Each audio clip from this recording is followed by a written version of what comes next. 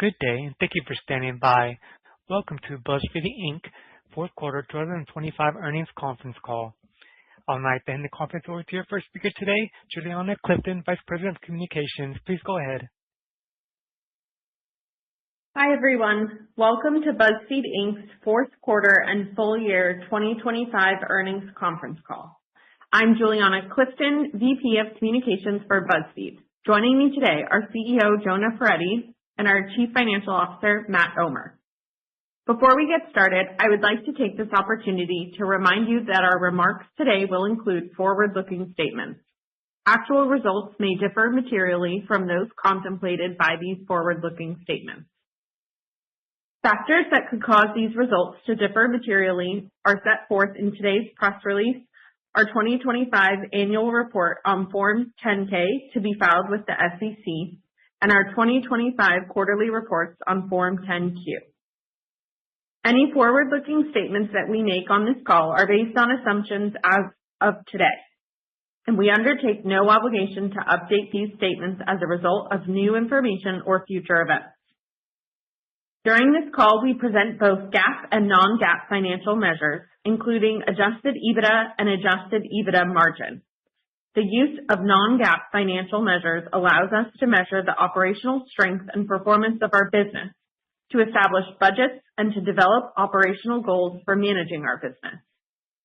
We believe Adjusted EBITDA and Adjusted EBITDA margin are relevant and useful information for investors because they allow investors to view performance in a manner similar to the method used by our management. A reconciliation of these GAAP to non-GAAP measures is included in today's earnings press release. Please refer to our investor relations website to find today's press release. Now I'll hand the call over to Jonah. Thank you. Good afternoon, everyone, and thanks for joining us. Before Matt walks through the numbers, I want to step back and talk about how we're thinking about the business and what we're trying to accomplish this year. At a high level, we believe BuzzFeed Inc. is undervalued. The current market value of the company does not reflect the strength of our individual brands, the quality of our assets, or the innovative work we've been doing to create new products with big upside in the future. In other words, we believe the sum of the parts is worth more than the whole. We generated close to $200 million in proceeds from selling Complex and First We Feast, but while owning these assets, our market cap was as low as $30 million, with these assets representing a minority of our revenue. We believe this pattern continues today, where the assets we own would be valued much higher individually than the market capitalization of BuzzFeed Inc., and this is only partly attributable to corporate debt. In fact, we believe that our current assets are worth a multiple of our market cap, especially when you consider the promise we see in unlaunched products and forthcoming features.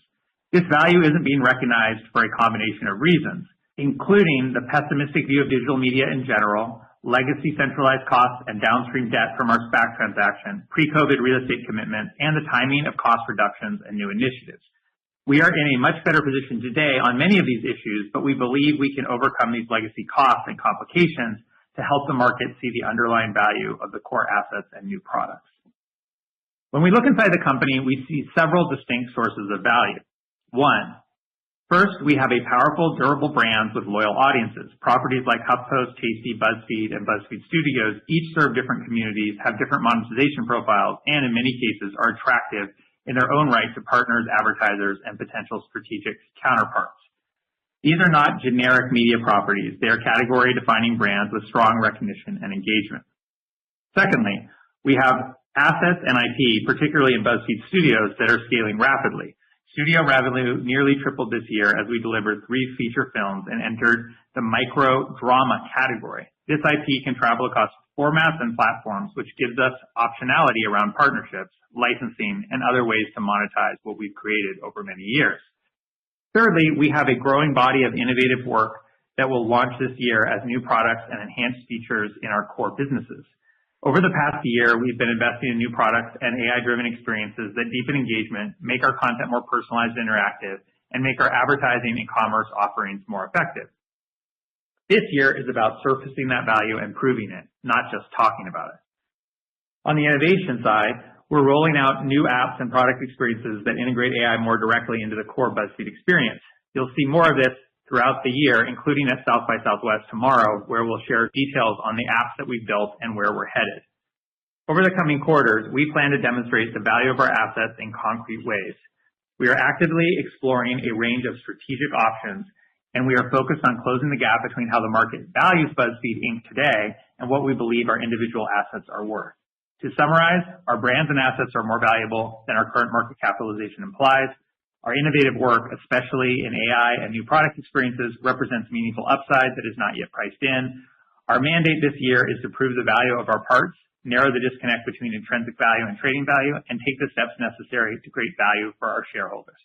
With that, I'll hand it over to Matt to walk you through our financials. Thank you, Jonah. I want to start by providing some context on the full year before getting into Q4 specifics. Total revenue for the full year 2025 was $185.3 million, down 2% year over year from $189.9 million in 2024. Breaking down our full year numbers, advertising revenue declined 3% to $91.7 million. Programmatic advertising grew 7% to $69.6 million. This is our 7th consecutive quarter of programmatic growth, and it now represents 76% of total advertising revenue. Direct sold advertising declined 25% to $22.1 million. Content revenue increased 9% to $37 million. Studio revenue nearly tripled to $16.1 million as we delivered 3 feature films during the year, coupled with positive contributions from our microdrama vertical. Direct sold content declined 26% to $21 million. Commerce and other revenue declined 8% to $56.5 million. Affiliate commerce declined 7% to $55.5 million, primarily reflecting changes in supplemental bonus structures from our partners.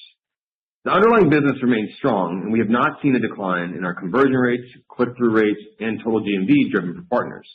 The decline was primarily driven by a reduction in supplemental incentives from the prior year.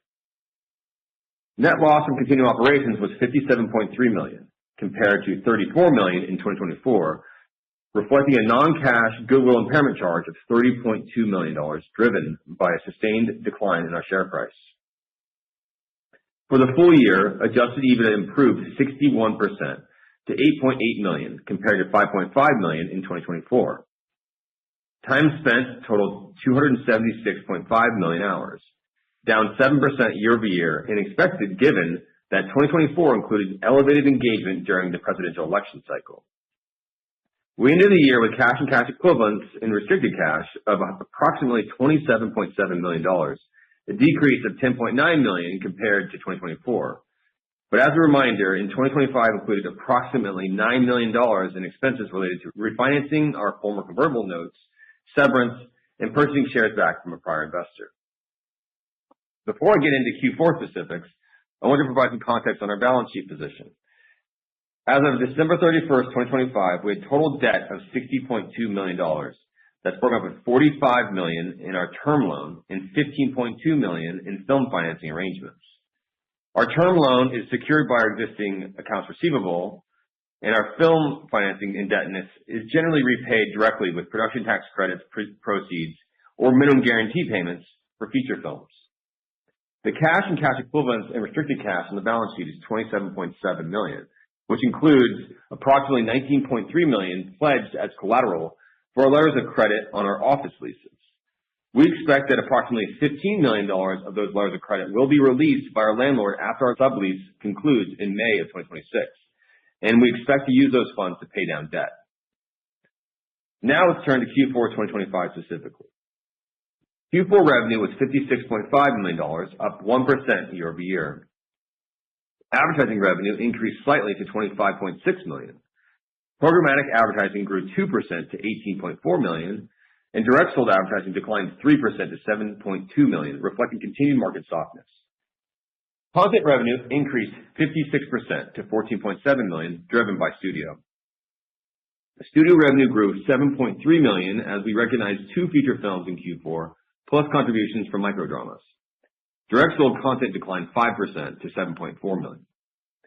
Commerce and other revenue declined 24% to $16.3 million. And affiliate commerce declined 23% to $16.1 million, primarily driven by the continued decline in supplemental bonuses from affiliate partners as they refine their commission structures.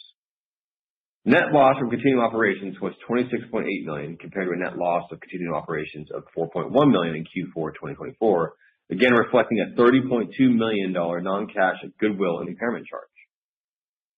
Adjusted EBITDA for Q4 2025 was $12 million compared to $10.9 million in Q4 2024. And time spent was 70.3 million hours, down 11% year-over-year, again reflecting the comparison to an elevated engagement of the presidential election cycle in Q4 2024. As Jonah mentioned, we are evaluating strategic opportunities to unlock value and remedy the liquidity challenges that we are currently facing. Some of those options could have a material impact on the shape of the company and our business in 2026. Given this, we are withholding the 2026 guidance at this time. We expect to provide an update on both our strategic direction and financial outlook in the coming quarters. Thank you for joining us today. I'll hand the call back to our host. Thank you for your participation in today's conference. This does conclude the program. You may now disconnect.